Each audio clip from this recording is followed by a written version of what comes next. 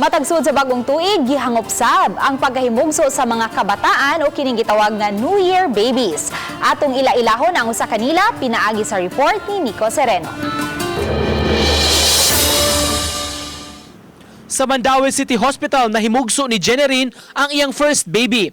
Alas 7:05 sa buntag kagahapon, New Year's Day, nataw si baby Kyle.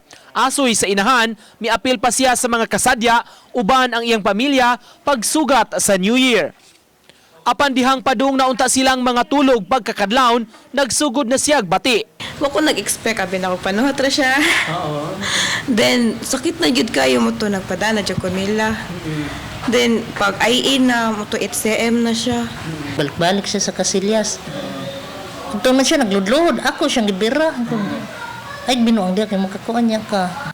Giisip sa pamilya nga dakong buenas ang pagkahimugso ni Kyle ug panghinaot sa inahan, mudako siya nga himsog ug lagsik. Masugad yun siya sa New Year. Consider ni mga buenas. Okay, blessing yun siya ba kay mo kuan yun siya sa January 1. Uba ni Clans gabutin, Nico Sereno, Balitang Bisdak.